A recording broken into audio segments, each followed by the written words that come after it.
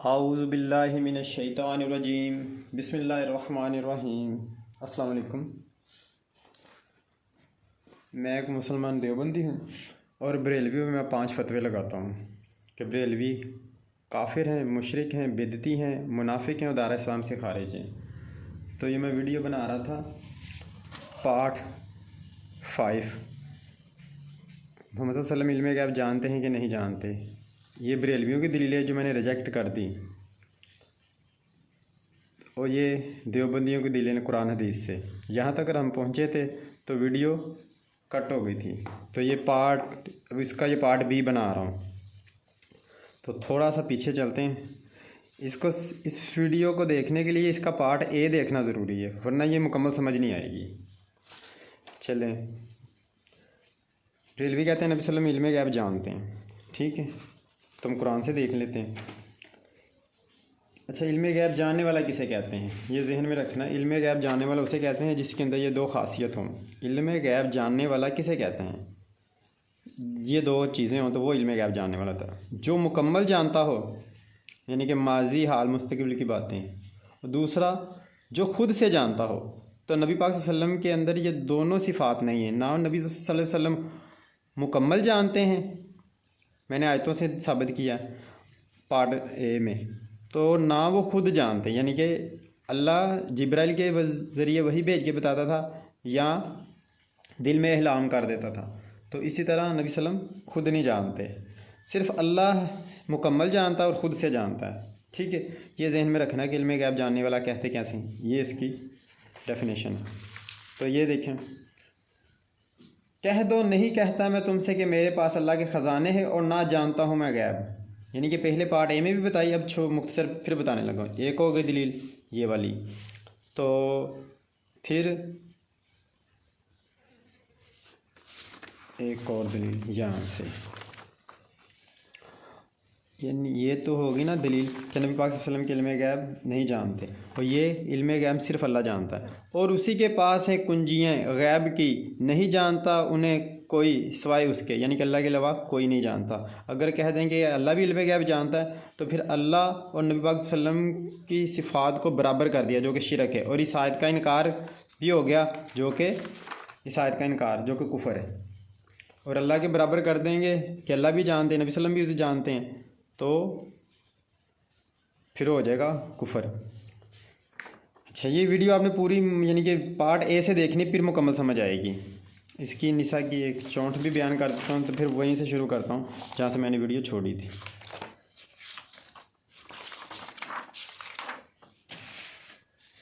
निसा 164।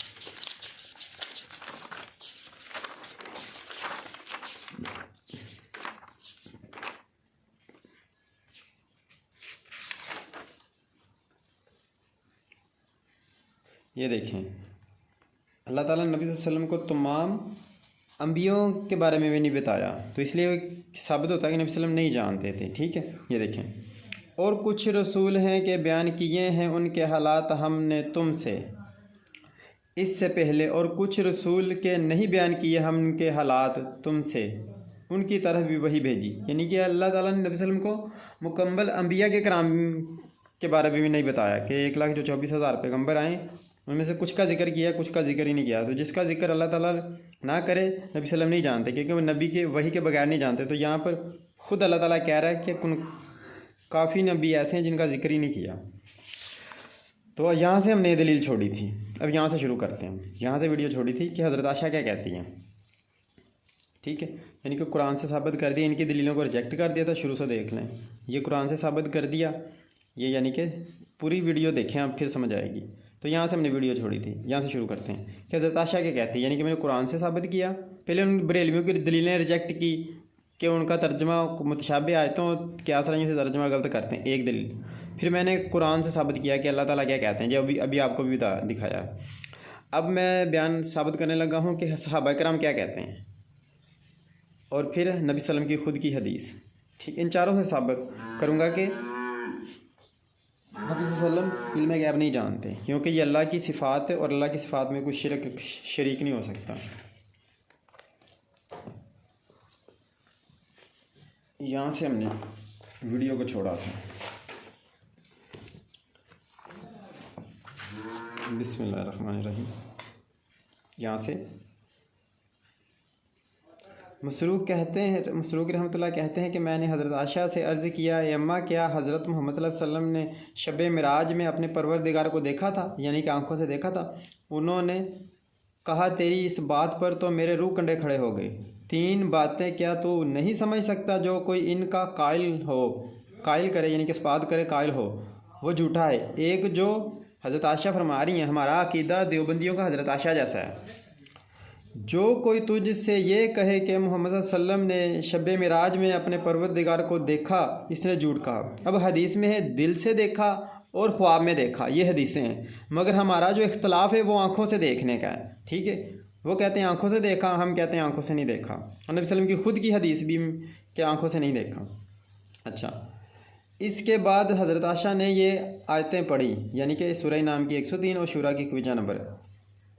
जब कोई तुझसे कहे कि आप सल्लम ने, दूसरे नंबर पे क्या हज़रत, दूसरे नंबर, जो कोई तुझसे कहे कि आप सल्लम कल होने वाली आइंदा की बात जानते हैं, यानी ख़ुद से जानते हैं या मुकम्मल जानते हैं, या कोई और समझे या किसी के मुतल्लिक़ समझे, तो इसने झूठ कहा। यानी कि ना नबी सल्लम जानते हैं और ना ही कोई वली अल्लाह कोई जानता है।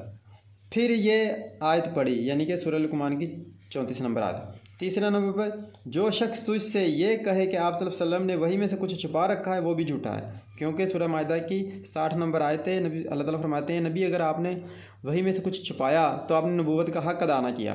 तो नबी सल्लल्लाहु अलैहि वसल्लम ने नबूवत का हक़ अदा कर दिया, कुछ नहीं छुपाया। ये माइदा की 60 नंबर आयत पढ़ी। अलबत्ता आन हज़रत सल्लल्लाहु अलैहि वसल्लम ने जिब्राइल को 2 मरतबा इनकी असली शक्ल सूरत में देखा, ठीक है। की तफसीर, यानी इतना फ़ासला रह गया था जितना कमान से चला को होता है, यानी कि जो कितना 2 कमानों का फ़ासला होता है उतना फ़ासला रह गया था, वो जिब्राइल थे। वो आयत पूरी पढ़ेंगे तो आपको वैसे समझ आ जाएगी कि 18 आयतें शुरू से पढ़ेंगे ना, नजम की 1 से लेकर 18 तक पढ़ेंगे, अच्छी तरह खुद ही पता चल जाएगा वो जिब्राइल थे। अच्छा, ये दलील हो गई, ठीक है। ये मैंने दलील दे दी बुखारी की 2 जिल्द और सफ़ा नंबर 191 और हदीस नंबर 1963, इसकी दलील हो गई। अब इसकी बारी। बिस्मिल्लाहिर्रहमानिर्रहीम।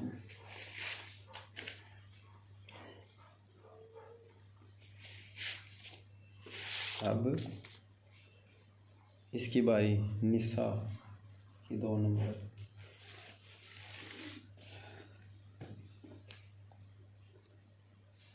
$450, ये देखें।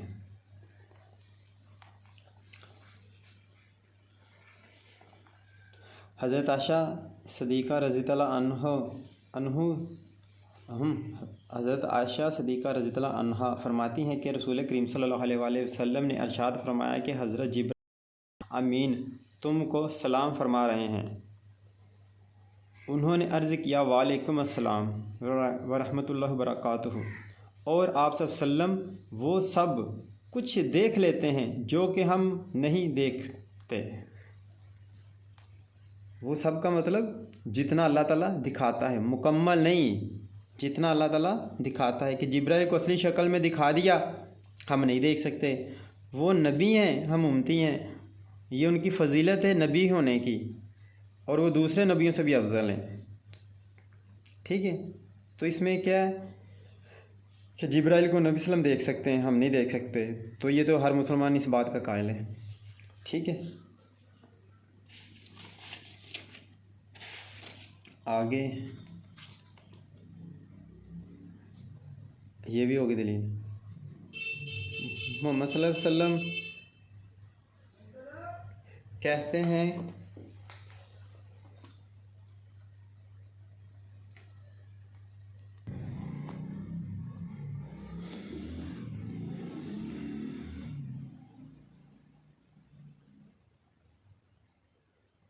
अच्छा जी, आगे इब्न माजा जिल्द 2।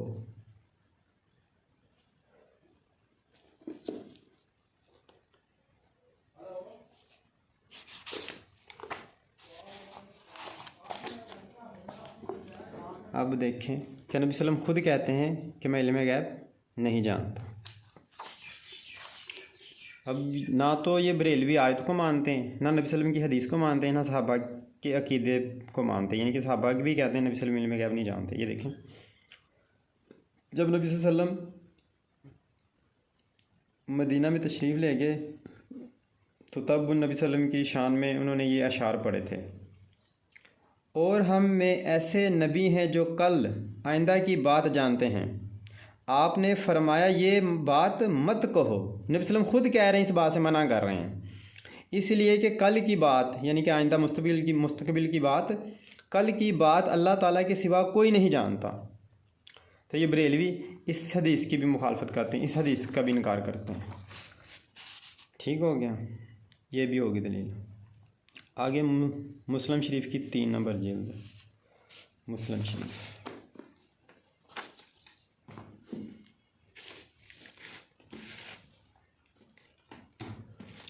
जिल्द नंबर 3, 321।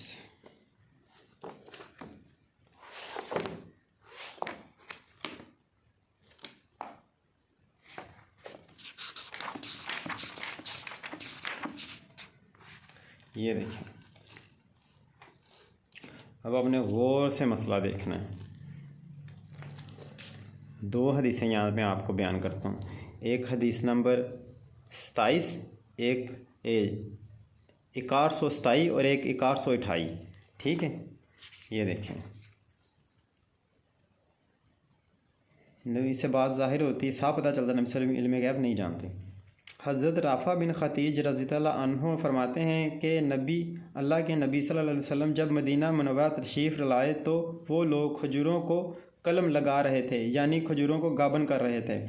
तो आपने फरमाया तुम लोग क्या कर रहे हो? उन्होंने कहा हम लोग इसी तरह करते चले आए हैं। आपने फरमाया अगर तुम इस तरह ना करो तो शायद, क्या लफ्ज़ है शायद, यानी कि शायद जब इस्तेमाल किया तो नबी सल्लम ने अपनी राय बताइए, क्योंकि अगर शायद का लफ्ज़ ना बताते तो इसका मतलब था कि वही आई है, वही से गलती नहीं होती और वही के बगैर गलती हो जाती। देखें, शायद तुम्हारे लिए ये बेहतर हो। उन्होंने इस तरह करना छोड़ दिया तो खजूरें कम हो गई। सहाबा कराम ने इस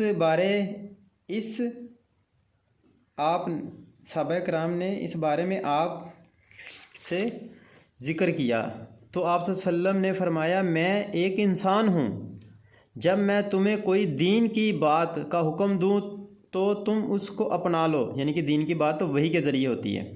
और जब मैं अपनी राय, यानी कि नबी सल्लम ने अपनी राय दी थी, अपनी राय से किसी चीज़ के बारे में बताऊँ तो मैं भी एक इंसान ही हूँ, यानी कि लग़्ज़िश हो जाती है इंसानों से।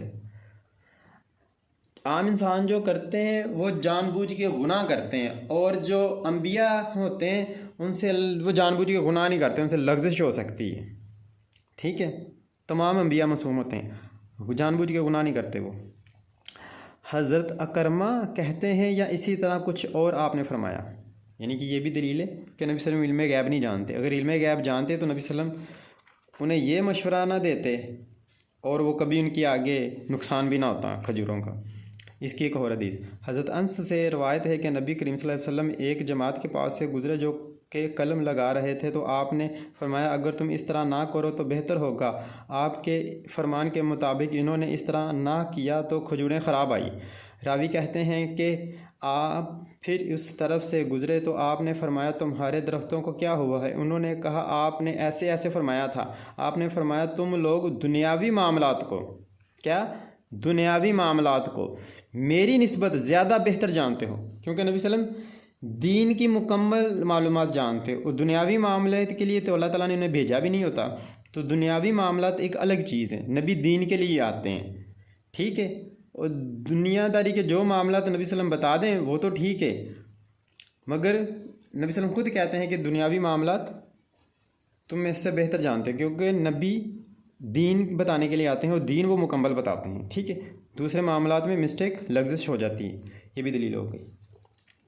क्या नबी सल्लम इल्म गैब नहीं जानते? वरना ऐसा मामला ना होता।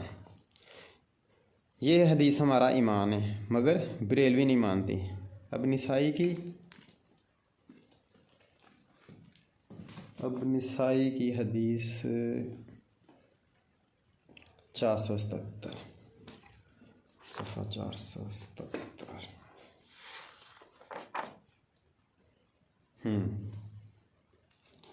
ये देखें, जो इल्मे गैब जानने वाला होता है, ये नबी सल्लम की आप सिफ़ात देखें। इल्मे गैब जानने वाला कभी भूलता नहीं है, ये बात ज़हन में रखना है। नबी सल्लम भूले हैं तो सजदा सहू शरीयत में हुक्म बना है ना। हज़रत अब्दुल्ला बिन मसूद रज़ी ताला अन्हु से रवायत है कि रसूल करीम सल्लल्लाहु अलैहि वसल्लम ने नमाज़ पढ़ाई तो आपने नमाज में इजाफ़ा फरमाया या कुछ कमी फरमा दी। हज़रत सहाबा कराम ने अर्ज़ किया कि या रसूल अल्लाह, क्या कोई नया हुक्म नाज़िल हुआ है? आपने अरशाद फरमाया कि अगर कोई नया हुक्म नाज़िल होता तो मैं तुम लोगों को बाखबर कर देता, क्योंकि मेरा फ़रीज़ा ही यही, दीन का हुक्म बताना ही नबी का, हर नबी का काम होता है, बताना और प्रैक्टिकल करके दिखाना। लेकिन बहरहाल मैं भी एक इंसान ही हूँ, और जिस तरीके से तुम्हारे साथ भूल चूक लगी हुई है, इसी तरीके से मेरे साथ भी भूल चूक लगी हुई है।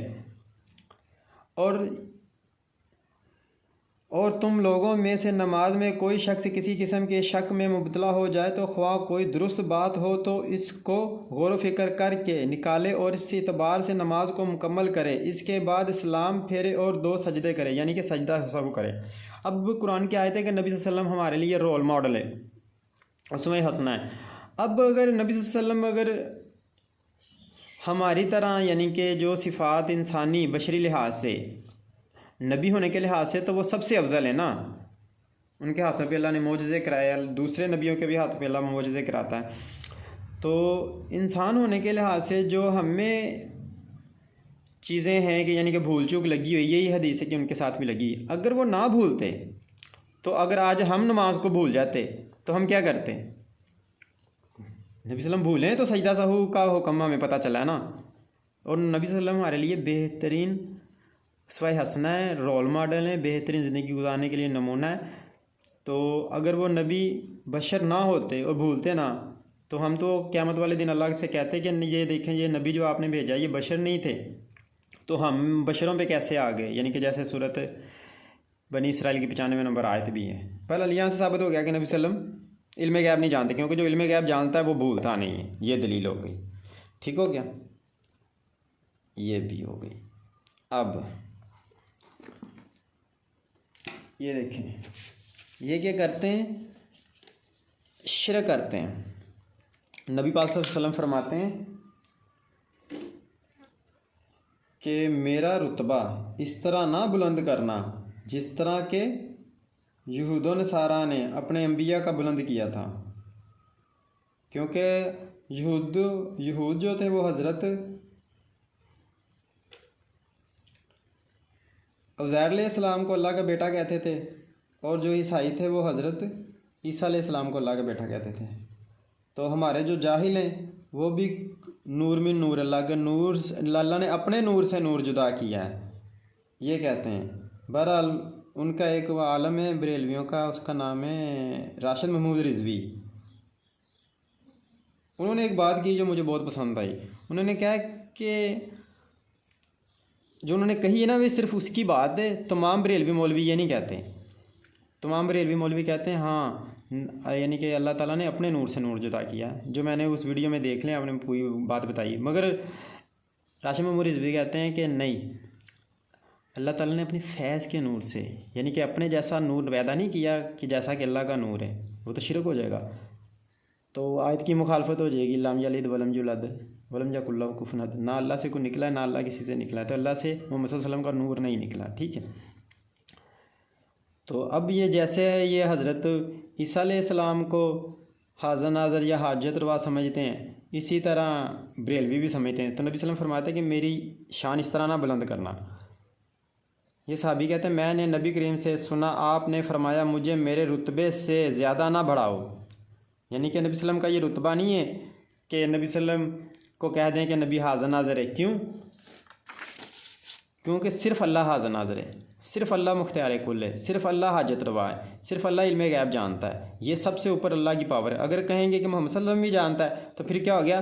नबी सल्लल्लाहु अलैहि वसल्लम और अल्लाह ताला ऐसे बराबर हो गए, ऐसे। ये अल्लाह ताला का दर्जा है, ये मोहम्मद सल्लल्लाहु अलैहि वसल्लम का दर्जा। अगर हम यही सिफ़ात बरेलवी जैसे कि अल्लाह की ये तमाम सिफ़ातें नबी सल्लल्लाहु अलैहि वसल्लम में कन्वर्ट करते हैं तो क्या हो गया, बराबर हो गया।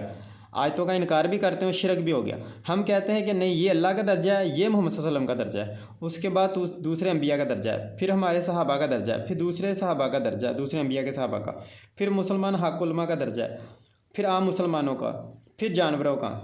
क्योंकि जानवर काफर से बेहतर होते हैं।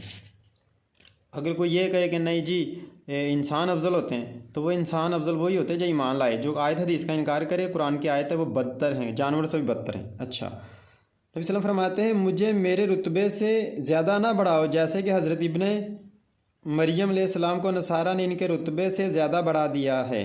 मैं तो सिर्फ़ अल्लाह का बंदा यानी कि इंसान हूँ, ये अब्दुहू यानी कि जो नहीं मानते। इसलिए यही कहा करो मेरे मुतल्लिक़ कि मैं अल्लाह का बंदा और इसका रसूल हूँ।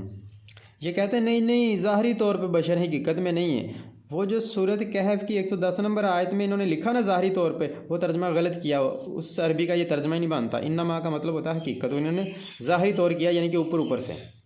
तो नबी सल्लम खुद क्या कह रहे हैं कि मेरी ज़ात मुझे इतना ना बढ़ाओ। तो ये क्या करते हैं, ये सारी जो अल्लाह की ज़ात सिफ़ात है ना, वो नबी सल्लम ने कन्वर्ट कर देते हैं और अल्लाह को नबी के बराबर कर देते हैं, शिरक करते हैं। ये भी दलील हो गई। इस हदीस से भी, इस हदीस की भी कोई परवाह नहीं करते। जब नबी वसल्लम खुद कह रहे हैं कि मेरा रुतबा ज़्यादा ना बढ़ाओ, तो ये बढ़ा देते हैं। ठीक है, अब आखिर में क्या रह गया, ये आयत रह गई। ये पार्ट बी है जिसका पहला हिस्सा बन गया। अगर वो मेमोरी कम होगी की वजह से वीडियो कट होगी थी, अगर वीडियो कट ना होती तो ये आपको एक ही हिस्से में मिलती है। बहरहाल आपने पार्ट बी देखेंगे फिर आपको मुकम्मल समझ आएगी।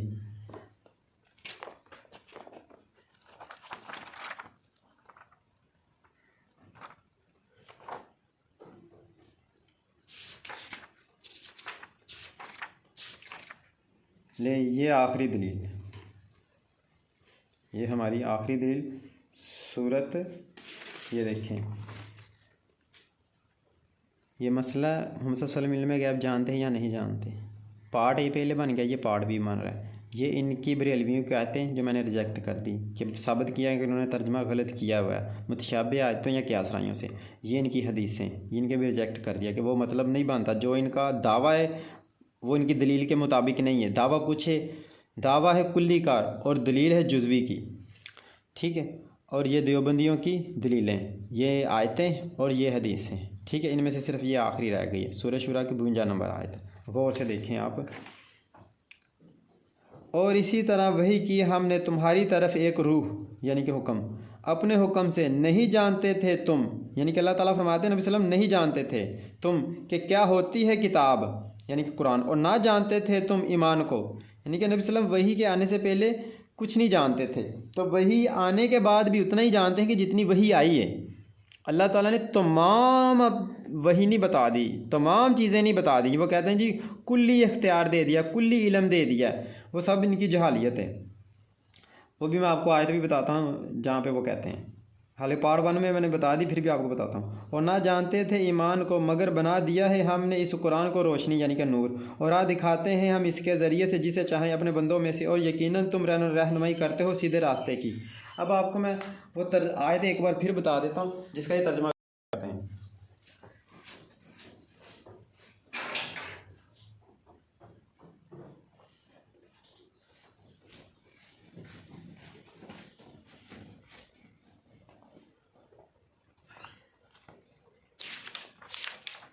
ये देखें, ये असल तर्जमा है सूरह रहमान की 4 नंबर आयत का। और सिखाया, शुरू अल्लाह के नाम से जो बड़ा मेहरबान नहायत रहम करने वाला है। अल्लाह ने जो रहमान है सिखाया, इसी ने कुरान पैदा फरमाया, इसी ने इंसान को और सिखाया इसे बोलना। क्या बात हो रही, सिखाया इसे बोलना।